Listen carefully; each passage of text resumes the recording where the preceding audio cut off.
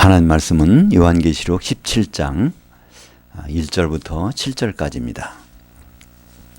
또 일곱 대접을 가진 일곱 천사 중 하나가 와서 내게 말하여 이르되 이리로 오라. 많은 물 위에 앉은 큰 음녀가 받을 심판을 내게 보이리라.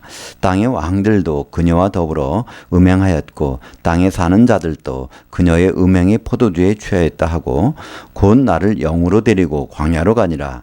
내가 보니 여자가 붉은빛 짐승을 탔는데 그 짐승의 몸에 하나님을 모독하는 이름들이 가득하고 일곱 머리와 열 뿔이 있으며 그 여자는 자우주빛과 붉은빛 옷을 입고 금과 보석과 진주로 꾸미고 손에 금잔을 가졌는데 가증한 물건과 그녀의 음행에 더러운 것들이 가득하더라. 그녀의 이마에 이름이 기록되었으니 비밀이라 큰 바벨론이라 땅의 음녀들과 가증한 것들의 어미라 하였더라. 또 내가 보매 이 여자가 성도들의 피와 예수의 증인들의 피에 취한지라. 내가 그 여자를 보고 놀랍게 여기고 크게 놀랍게 여기니 그 천사가 이르되 왜 놀랍게 여기느냐. 내가 그 여자와 그녀가 탄 일곱 머리와 열 뿔 가진 짐승의 비밀을 내게 이르리라. 아멘. 네. 오늘 봉독한 말씀을 가지고 2000년 전에 미리 본 말세 교회의 타락상이란 제목으로 은혜를 나누겠습니다. 요즘 그 매스컴 SNS나 인터넷을 보면 목사님들이 많이 등장합니다. 또 교회에 여러 가지 타락상이 나오고 있습니다. 사람들은 이 교회가 타락하고 또 목사님이 타락한 걸 보면서 하나님이 살아계시면 정말 이렇겠느냐. 그래서 하나님 존재를 의심하고 또 성경도 그러다 보니까 멀리합니다. 그러나 실상은 이런 모든 일들을 볼 때 우리는 그것이 정반대로 하나님이 말씀하신 대로 이루어지고 있다는 것을 깨닫게 됩니다. 특히 교회의 이 타락은 우리는 우리 오늘 집사님 기도해 주신 대로 교회의 타락, 목사님들의 타락, 성도들의 타락을 이 세상적인 것, 육신적인 것의 타락만 신경을 쓰고 있습니다. 그러나 가장 심각한 것은 육신적인 타락보다도 영적인 타락이죠. 하나님을 사랑하고 그 뜻에 우리가 귀를 기울여야 되는데 그것과 정반대되는 세상의 속삭임에 귀를 기울이는 교회와 목사님들과 또 성도들이 많이 있다는 것, 그것이 사실은 위기이고 마지막 때라는 것을 증명하고 있는 것이죠. 요한계시록은 한마디로 사도 요한의 영의 견문록입니다. 견이라는 건 본다는 거고요. 문이라는 건 듣는 거죠. 보고 들은 것을 기록한 것인데 요한계시록은 네 권의 견문록으로 되어 있습니다. 요한계시록 1장 10절에 보면 사도 요한의 영이 주의 날에 이끌려간 것을 볼 수 있죠. 그 이끌려간 장소를 우리는 확인할 수 있습니다. 거기에 요한계시록 1장 13절에 보면 일곱 촛대 한가운데 인자가 서 계신 모습이니까 그 일곱 촛대는 요한계시록 1장 20절에 보면 일곱 교회라고 그랬습니다. 교회 한가운데 주님이 서신 모습, 그것은 공중이고 주님이 재림하신 날이라고 우리는 성경을 통해서 확인할 수 있죠. 그래서 주님이 재림하신 그 날을 기준으로 해서 내가 본 것과 지금 보고 있는 것과 그 장차될 일을 기록하라 한 것이 요한계시록의 내용입니다. 그러니까 주의 날까지 쭉 시간적으로 공간적으로 본 내용들이 이제 교회의 모습들이 보이죠.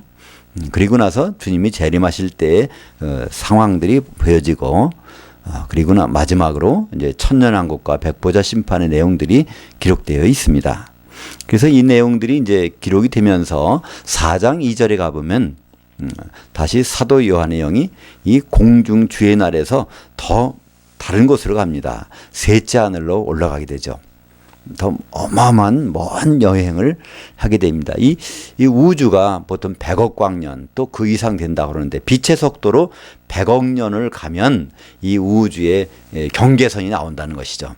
그러니까 그 너머에 하나님의 하늘, 셋째 하늘이 있으니까 사도 요한은 그런 먼 여행을 한 것입니다.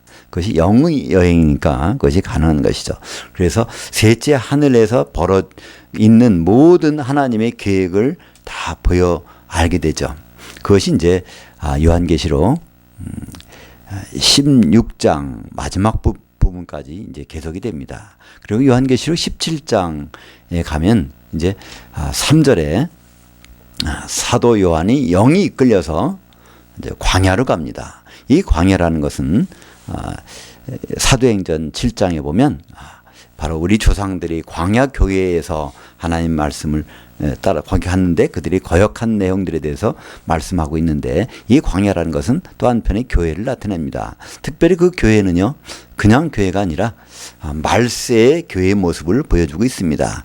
그러니까 요한계시록 17장, 18장 내용을 특별히 보면 그 짐승이 나오고 열왕이 나오는데요.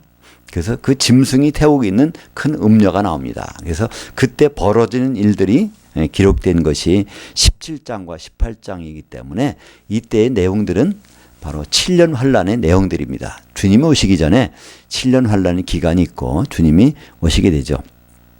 그래서 이 내용들이 기록이 되고, 또 이제 19장에 가면 주님이 재림하시는 장면이 나옵니다. 그죠? 백마 타고 있는 분이 내려오시고, 또 어린 양의 신부가 세마포옷을 입고 그분을 만나는 장면이 나오고, 할렐루야 찬송이 4번 울려지고, 그래서 재림하는 장면이 나오고, 20장에 가면 이제 백보자 심판이 펼쳐집니다. 천년왕국이 끝나자마자 백보자 심판이 펼쳐지고요. 그리고 이제 백보자 심판이 펼쳐지는 곳은 이미 지금까지 보던 하늘과 땅이 없어집니다.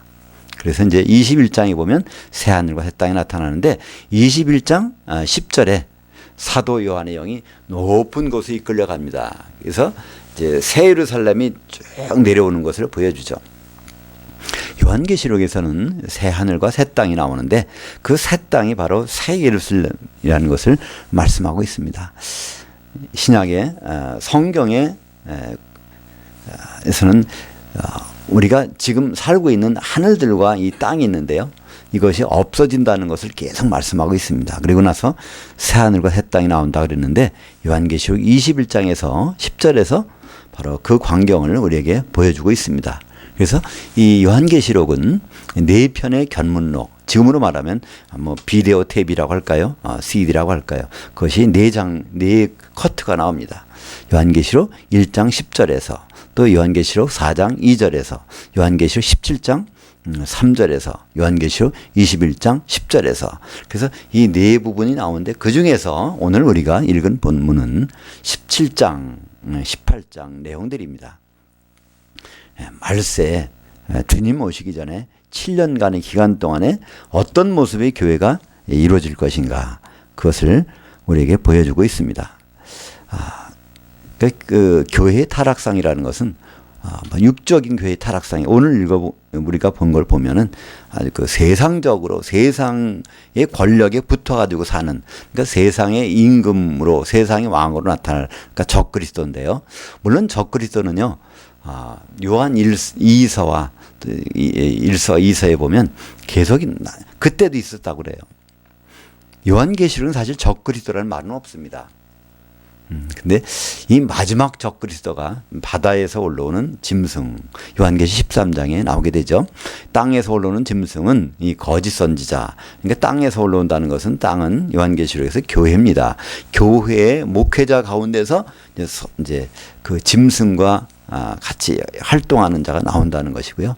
바다에서 올라온 짐승은, 바다는 이 세상이니까 세상을 다스리는 강력한 사람이 나타나게 되는데, 그 사람이 이 거짓 선지자와 더불어서 활동을 하게 됩니다. 그때 그들이 활약하는 것이 있어요. 그들이 직접 활동 안 합니다. 지금도 사탄 마귀는요, 직접 활동을 안 합니다. 그들은 사람들에게 작용을 해서 이간시키고 서로 간에 그런 일을 하는 것이죠. 마찬가지로 이제 7년 환란 기간이 오면 적그리스도하고 이 거짓 선지자가 직접적으로 하는 것이 아니라 간접적으로 합니다. 누굴 이용해서요? 큰 음료, 오늘 나오는 큰 음료가 나오는데, 그 음료란 무엇일까요? 성경에서 여자는 바로 교회를 나타냅니다. 요한복음 에베소서 5장 32절에 보면 바로 그 그 남자가 만날 여자 그리스도와 교회에 대해서 말하노라 이렇게 돼 있죠.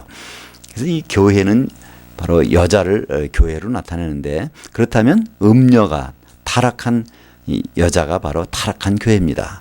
타락한 교회는 뭘까요? 바로 이 교회의 신랑은 예수님입니다. 그죠? 그분을 사모하고 그분을 사랑하고 그분을 위해서 모든 걸 하는 모든 시간들을 그분에 써야 되는데, 그렇지 않을 때 세상을 사랑하고 세상 것에 집착하고 있는 것, 그 자체가 사실은 영적인 음행을 하고 있는 것이죠. 그래서 그런 음녀들의 큰 집단, 이것이 큰 음녀가 되는 것이죠. 그러니까 주님 오시게 되면 반드시 이런 일이 나타난다는 것입니다. 지금 우리는 왜 이렇게 교회가 타락할까? 하나님 계시면 이런 교회가 있을 수가 있을까? 근데 역설적으로요, 정말 주님이 말씀하신 것이 그대로 이루어지고 있고 이것이 막바지에 이르면 주님이 오신다는 반증이 되는 것이죠. 본문 1절을 보니까 7대접을 가진 7천사 중에 하나가 와서 7대접의 재앙을 지금 들고 있습니다. 요한계시를 보면요, 세 가지의 심판의 재앙의 모습들이 나오는데요. 7인을 뗄 때, 그러니까 이 두루마리 책에 모든 내용이 기록되어 있는데 그것을 봉했습니다. 그러니까 도장 7번을 찍어놨으니까 7번을 다 흘러야 이게 이제 비로소 이것이 펼쳐지게 됩니다. 그때 하나하나 뗄 때마다 하나님의 운행하심이 나타나게 되죠. 초대교회부터 이제 마지막 교회 시대까지, 그리고 이제 전 3년 반, 후 3년 반, 그리고 주님이 재림하시는 내용들이 반복이 됩니다. 그것이 요한계시록 6장의 그 내용들이 나오게 되죠. 그 다음에 요한계시록 8장과 9장에 가면 7나팔의 내용들이 나옵니다. 그래서 첫째, 둘째, 셋째 나팔이 넷째 나팔까지 나오고요. 5번째 나팔이 전 3년 반, 6번째 나팔이 후 3년 반, 7번째 나팔이 마지막 나팔로 주님이 재림하시는 것이 나옵니다. 그리고 나서 이제 7대접의 재앙이 나오는데요. 7대접의 재앙은 7년 환란이 끝나고 주님이 오시는 그 사이 기간 동안에 재앙이 내리게 됩니다. 이 재앙 7개의 재앙을 쏟으면 이제 주님 오시는데, 마지막 대접을 어디다 쏟죠? 그것이 공중에다 쏟습니다. 지금 공중에는 공중옷을 잡은 자가 있어요. 그들이 이제 아마겟돈 전쟁을 일으키려고 모든 준비를 하고 있는 상황에서 그 전쟁의 사령부가 있는 공중, 거기에 7번째 재앙이 쏟아지면 그 공중이 뭐가 되죠? 이제 그리스도의 심판제가 되고 혼인 예식장이 됩니다. 그래서 주님은 공중으로 내려오시고 우리 성도들은 이제 무덤에서 올라오고, 살았던 성도들은 거기에 올라가서 이제 그리스도의 심판대를 통과하게 되면 혼잔치에 들어가게 되죠. 그렇지 못한 사람들은 거기서 올라갔다가 이제 깊은 바다에 던져지게 됩니다. 이 7대접의 재앙들을 지금 갖고 있는 장면이니까 지금 7년 환란이 바로 직전의 상황이라고 볼 수가 있습니다. 그죠? 이걸 듣고 7년 환란이 쭉 벌어진 다음에 이제 마지막 대항을 쏟을 것입니다. 2절에 보면 땅의 왕들도 그녀와 더불어 음행하였고 땅에 사는 자들도 그녀의 음행에 포도주에 취하였다. 이 요한계시록에서는 교회를 나타내는 상징들이 몇 개가 있는데요. 제일 먼저 나오는 것은 뭐죠? 촛대입니다. 그죠? 등대. 등불이 켜 있는 비추는 곳이 바로 이게 교회입니다. 마태복음 5장 14절, 15절에도 그 말씀이 나오죠. 그 등을 켜서 등경위에다 달아놓지 말 아래 두지 않는다. 이 말이라는 것은 곡식을 대는 큰 용기죠. 그 속에다가 집어넣지 않고 이걸 등대에다 달아놓는다. 그때 등대와 똑같은 단어가 요한계시록에서는 촛대라고 번역이 되어 있습니다. 그것은 바로 교회를 의미하죠. 우리는 교회라는 것은 세상에다가 빛을 발하는 것입니다. 그죠? 그래서 너희는 세상에 소금이니, 그건 사실은 세상의 소금이 아니라 너는 그 땅의 소금이다. 이 땅도 교회고요. 등대도 교회입니다. 이 땅에서는 우리가 서로 결합하는, 그런 응집하는, 한 몸을 이루는 그런 일을 해야 되고, 이 세상을 향해서는 빛을 발하는 일을 해야 되는데, 그때는 등대로, 촛대로 나타내고 있죠. 그래서 요한계시록에서는 이 땅과 이 촛대가 계속 나옵니다. 이건 교회를 얘기합니다. 그래서 땅에 있는 왕들은 누굴까요? 땅에 있는 왕들은 성도들입니다. 우리는 이제 왕 같은 제사장들이에요. 그죠? 천년왕국에서 왕노를 할 사람들입니다. 그래서 땅에 교회에 있는 이 성도들이 근데 이상하게 17장 2절에 보니까 땅의 왕들도 그녀와 더불어 음행하였고 그러니까 음녀 교회와 더불어 음행을 했다는 것이죠. 하나님을 사랑하는 것이 아니라 세상을 사랑하는 일 그쪽에 성도들이 가고 있는 모습을 발견하게 됩니다. 또한 요한계시록에서는 이 음행의 포도주를 음행한 그 타락한 성도들입니다. 일반적으로 이 포도 열매는요, 포도에서 나오는 것은 성도들 얘기합니다. 그러나 요한계시록에서의 포도주는요, 한결같이 타락한 성도들, 진노의 포도주라고 표현되어 있죠. 성도는 성도인데 진노의 대상이 된 타락한 성도들, 음행의 포도주에 취했다 하고. 그래서 이제 얼마나 교회가 영적으로 타락해야 되는지 그런 모습을 봅니다. 그러니까 우리가 그냥 SNS나 뭐에서 어떤 목사님이 어떤 불륜을 저질렀다 뭐 이런 정도가 아니라 바로 하나님의 논리와 하나님의 계획과 하나님의 모든 것을 완전히 바꿔놓는 한마디로 세상이 이게 다고 세상에 복을 받아야 되고 세상에서 모든 일이 이루어져야 되고 또 우리가 죽어서 천국 가야 되고 하는 성경과는 다른 내용들을 가지고 충만하게 돼 있는 건 그것을 말씀하고 있죠. 그래서 말세에는 대부분의 성도와 그 신자들이 다 어디로 가죠? 넓은 문으로 간다고 되어 있습니다. 마태복음 7장에 보면요. 7장 13절에 좁은 문으로 들어가라. 멸망으로 인도하는 길은 크고 넓은데 사람들이 다 들어가게 돼 있다는 겁니다. 우리는 대다수 사람들이 옳게 판단한다고 그래요. 그죠? 그것이 민주주의 아닙니까? 그래서 민주주의는 다수결이 원칙입니다. 근데 성경에서는 사실은 민주주의가 아니죠. 성경은 신주주의입니다. 그죠? 하나님이 주인이신 거예요. 그죠? 근데 대다수 사람들은 판단을 잘못할 수가 있다는 겁니다. 그건 예수님이 말씀하신 거예요. 그죠? 좁은 문으로 들어가는 사람이 별로 없다는 거예요. 그것이 생명의 문이고 생명의 길인데 걸어가는 사람들이 참 적다는 겁니다. 그리고 넓은 문은 멸망으로 가는 길인데 그로 들어가는 사람들이 굉장히 많다는 거예요. 이것은 뭘 뜻할까요? 마지막 시대의 교회의 모습을 뜻합니다. 그죠? 교회에 출석하고 많은 교회가 있지만은 예수님의 기준으로 봐서는요, 멸망으로 가는 사람들이 훨씬 많다는 겁니다. 바로 음료처럼 타락할 것이 성경에 기록되어 있습니다. 그러니까 교회가 왜 이렇게 될까? 교회에 대해서 한탄하고 교회에 대해서 원망하고 그렇게 할 필요가 없다는 겁니다. 어차피 그렇게 됐다는 거예요. 그렇다면 어떻게 해야 될까요? 우리는 바로 성경에 다시 귀를 기울여야 될 것입니다. 본문 3절에 보니까 곧 나를 영으로 데리고 광야로 가니라. 우리말 번역의 우리말 성경을 보면요, 전부가 그 성령에 감동하여 요한계시록에서 성령에 감동하여 성령에 이끌려서 한 말 4번 나오는데요. 이건 다 성령이 아닙니다. 사도 요한이 영을 얘기하고 있죠. 사도 요한이 영이 이제 이번에 그 말세의 교회를 이끌려가는 장면을 요한계시 17장 3절에서 기록하고 있습니다. 나를 영으로 데리고 광야로 가니라. 내가 보니 여자가 붉은빛 짐승을 탔는데, 광야로 갔는데 거기서 누굴 봅니까? 여자를 보게 돼요. 여자가 어디 탔어요? 짐승에 탔습니다. 적그리스도의 그 배려를 받고 활동하고 있다는 건 뭘까요? 그 광야가 바로 말세의 교회라는 것을 우리에게 보여주고 있습니다. 그 짐승의 몸에 하나님을 모독하는 이름들이 가득하고 7머리와 10뿔이 있으며, 이 7머리와 10뿔에 대해서는 이제 그 17장 하반절에 쭉 나오는데요. 한마디로 7머리라는 것은 7 왕조입니다. 그 5개는 지나갔고 지금 6번째가 있고 앞으로 7번째 나타날 것이다. 그건 바로 6번째라는 것은 지금 로마 제국이 있는 상황이 아닙니까? 그때 당시에. 그리고 5 왕조는 이미 지나갔다는 겁니다. 그럼 마지막으로 로마 제국의 후예들이 다시 설 때, 그때가 이제 적그리스도가 활동하는 시대가 된다는 것이죠. 본문 4절에 보면, 지금 3절에서, 그러니까 이 적그리스도가 등장해서요, 직접 활동하는 것이 아니라 그가 여자를 큰 음료를 태우고 활동을 하게 됩니다. 이 태운다는 건 뭘까요? 그걸 칭찬해주고 배려해주는 겁니다. 왜 그가 이 세상의 왕이 교회를 배려해 줄까요? 자기들 목적을 위해서 일하니까 그렇게 되는 것이죠. 그죠?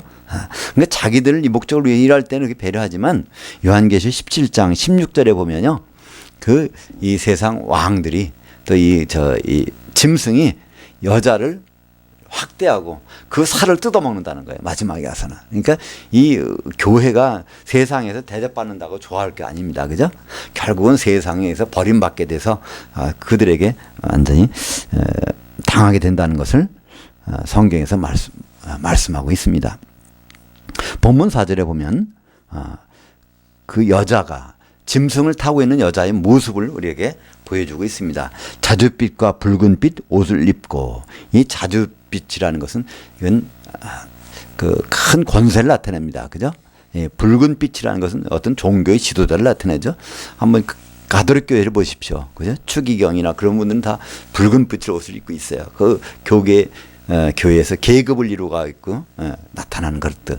그러니까 큰 권세와 부귀 영화를 누리고 있는 것이 누구라고? 그 여자가, 큰 음녀가. 그러니까 교회가 바로 큰 부귀와 영화를, 세상 영화를 같이 누리고 있는 모습을 보여주고 있습니다. 그 금과 보석과 진주로 꾸몄다고 그래요. 근데 그들은 세상을 향해서는 이게 주님의 교회라는 겁니다. 금과 진주와 보석이 뭘까요?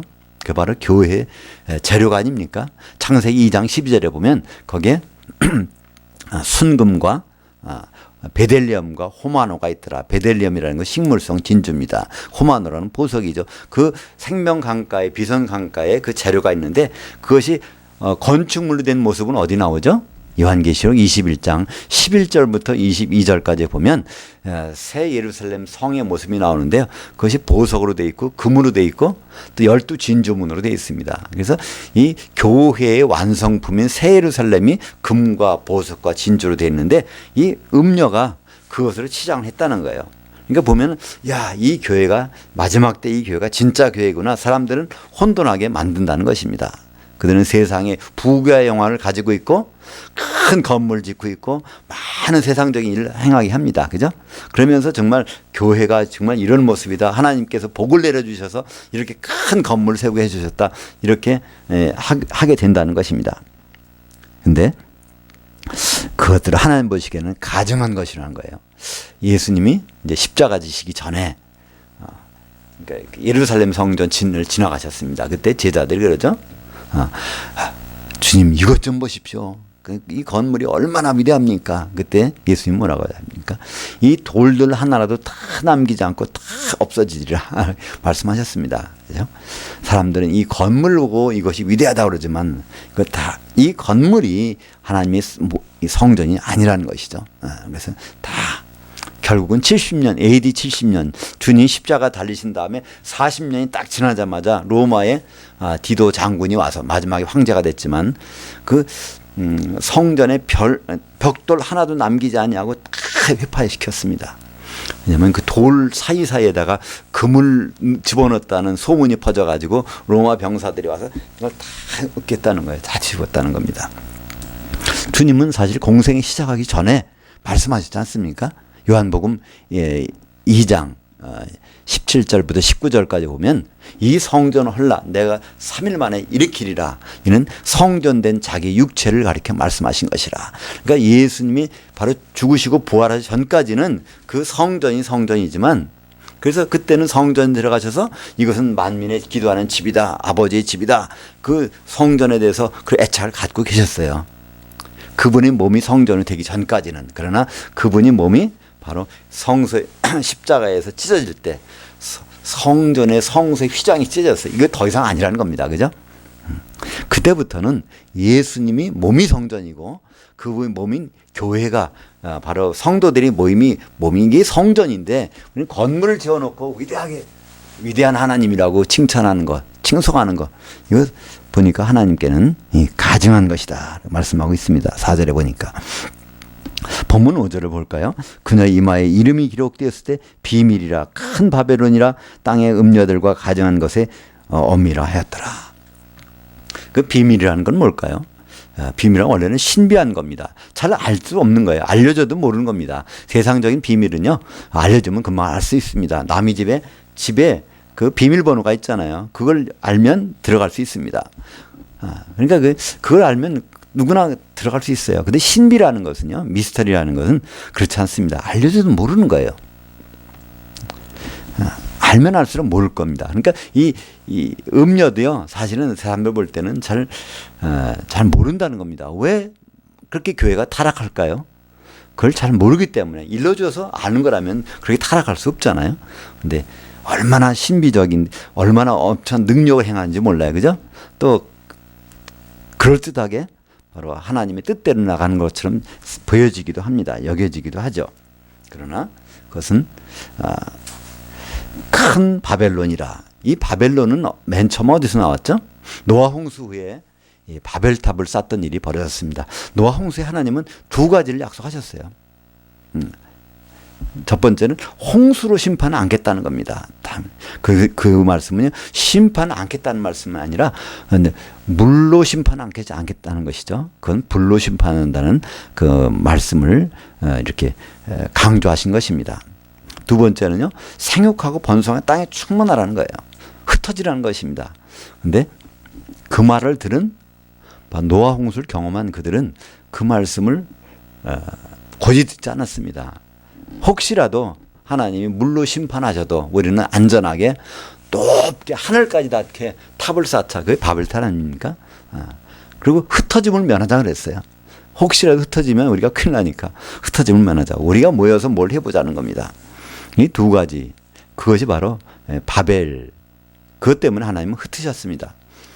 혼잡이라는 뜻이죠. 바벨이라는 것은 그 언어를 혼잡하게 흩으셨습니다. 그 바벨탑은 무엇의 모형일까요? 바로 지금의 이제 앞으로 바벨론, 큰 성 바벨론의 모형입니다. 세상적인 교회의 모형이에요. 노아 홍수에 그들의 혼의 구원을 이루어서 세상에 내놨는데 그들이 한 것은 결국 바벨탑을 쌓는 일이었습니다. 바로 우리를 구원시켜서 교회로 세워주셨는데 이 교회가 마지막 때 하는 일이 뭘까요? 큰 성 바벨론이 되는 것입니다. 그래서 큰 성 바벨론 마지막으로 창세기에 일어났던 그 바벨론은요, 바로 큰 성 바벨론의 모형입니다. 이 음녀가 그 큰 성 바벨론이라는 것이죠. 하나님의 뜻을 거역해서 물로 심판을 안겠다 했더니 결국 혹시 물로 심판해도 안전하게 높이 쌓자. 사방으로 흩어지라 했더니 우리가 흩어짐을 면하자. 그것이 바로 노아 홍수 전이라면 몰라요. 그죠? 노아 홍수 후에 그 사건을 목격한 사람들이 그 사람들이 하는 그 행위가 바로 하나님을 대적하는 것입니다. 구원받은 예수의 피로 구원받았다고 하는 사람들이 몸을 이루어서 한다는 그 행위가 하나님을 대적하게 되리라는 것이 바벨탑 사건을 통해서 우리에게 보여주고 있습니다. 오늘 저 17장 마지막 절에 보면요, 바로 그 여자는 땅의 왕들을 다스리는 큰 성이니라 이렇게 말씀하고 있습니다. 그 여자가 그 큰 성 바벨론이라는 겁니다. 그 왕들, 땅의 왕들 누구죠? 성도들을 다 이끌어가는 것이 음녀고 바로 큰 바벨론이고 그렇게 돼 있다는 겁니다. 좀 얼마나 끔찍한 일입니까? 우리 그냥 세상에 교회가 저 목사님이 저렇게 누구하고 어떤 나쁜 관계를 가졌대, 어떤 목사님이 교회 돈을 어떻게 잘 횡령했대, 뭐 그것은요, 그 세상 말로는 조적지혈입니다. 그죠? 세 발의 피가 얼마 있겠어요? 정말 하나님 보시기에 타락한 수준은요, 하나님으로 가는 길이 아니라 전혀 다른 길로, 좁은 길로 가는 것이 아니라 멸망 넓은 길로 가는 것이 이제 점점 구체화되고 그 일이 있은 다음에 주님이 이제 오시겠다는 것입니다. 본문 6절을 보니까 또 내가 보니 이 여자가 성도들의 피와 예수의 증인들의 피에 취한지라. 성도들과 예수의 증인들, 여기서 예수의 증인들은 누굴까요? 우리는 각자가 나는 예수님의 증인이다, 나는 증인이 돼야 되겠다 그러는데요, 사실 예수의 증인은요 제한되어 있습니다. 사도행전 1장 8절에 보면 사도들에게 말씀하셨어요. 성령이 너에게 임하시면 너희가 권능을 받고 예루살렘과 온 유대와 사마리아 땅까지 이르러 내 증인이 되리라. 그래서 증인은 목격자란 뜻입니다. 예수님 부활의 목격자란 뜻이에요. 그러니까 예수님의 그 목격자 증인은 사실은 사도들로 한정되어 있습니다. 원래는요. 우리는 그것을 폭넓게 사용할 수 있어요. 내가 복음을 받았으니까 나도 예수님이 증인이다 할 수 있지만 성경에 나오는 예수의 증인은요 사도들로 한정이 되어 있습니다. 그래서 여기 보니까 이 여자는 누굴 피를 흘리고 있어요? 사도들의 피, 성도들의 피. 사도들의 피와 성도들의 피는 뭘까요? 교회를 무너뜨리는 겁니다. 그죠? 교회라는 것은요, 사도들의 그 기초석 위에 세워진 것이 바로 교회입니다. 에베소서 2장 20절에 보면 바로 너희는 고린도 교회에 얘기합니다. 바로 너희 성도들 교회는 사도들의 기초석 위에 세우심을 입은 자라. 예수께서 모퉁이 돌이 되셨느니라 말씀하고 있습니다.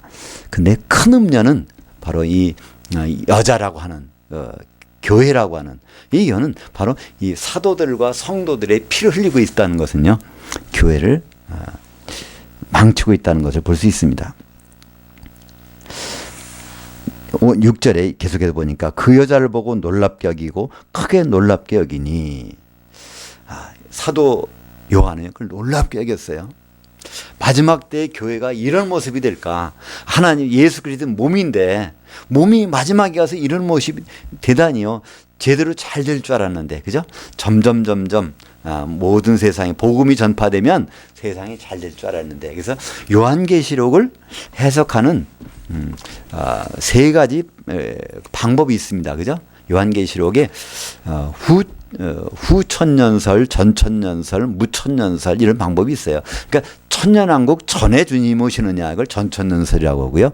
천년왕국 후에 주님 오신다면 후천년설.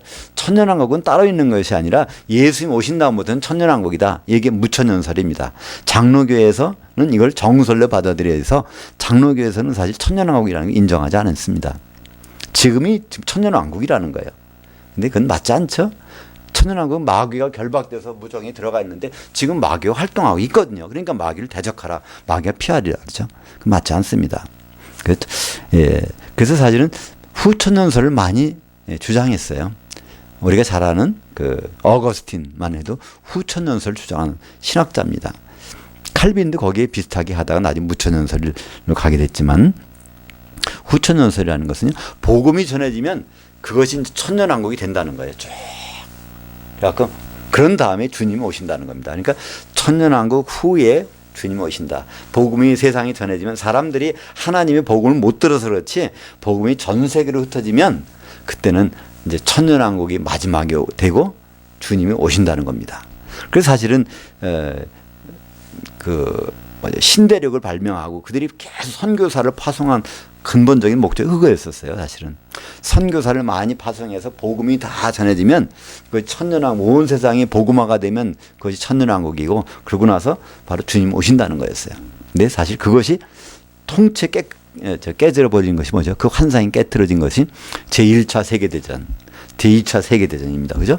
점점 잘 될 줄 알았더니 이게 전쟁이 나는 거예요. 그죠? 세계대전이 일어나는 것입니다. 그리고 앞으로도 3차 세계대전이 있을 것이다. 그래서 그 다음부터는 후천년설이라는 건 없어져 버렸습니다. 복음이 전해지면 이게 평화가 온다. 그게 아닙니다. 그죠? 그게 아니라 이제는 바로 주님이 오시면 천년왕국이 있고, 그 다음에 이제 백보자 심판이 있고, 이런 것으로 나가게 되죠. 7절에 그 천사가 이르되 왜 놀랍게 여기느냐. 그 사도 요한은 미처 그걸 생각하지 못했다는 거예요.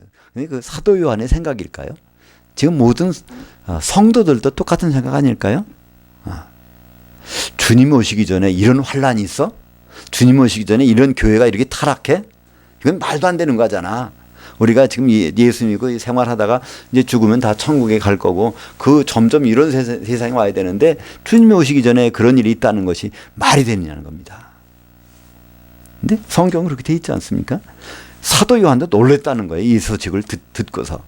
그런데 하나님은 사람들은 모를지 몰라도 아모스 3장 7절에 보면요, 하나님은 그분이 계획한 것을 반드시 선지자에게 알린 다음에 그걸 행하신다는 거예요. 그냥 행하신다는 것이 아닙니다. 우리에게 다 이 요한계시를 통해서 이게 다 알려졌기 때문에 우리는 더 이상 비밀이 아니에요. 이런 일들은 분명히 반드시 일어날 것입니다. 예수님도 그걸 말씀하셨잖아요. 예수님 마태복음 24장 6절부터 8절에 보면 난리와 난리 소문을 듣겠으나 너희는 삼가 두려워하지 말라.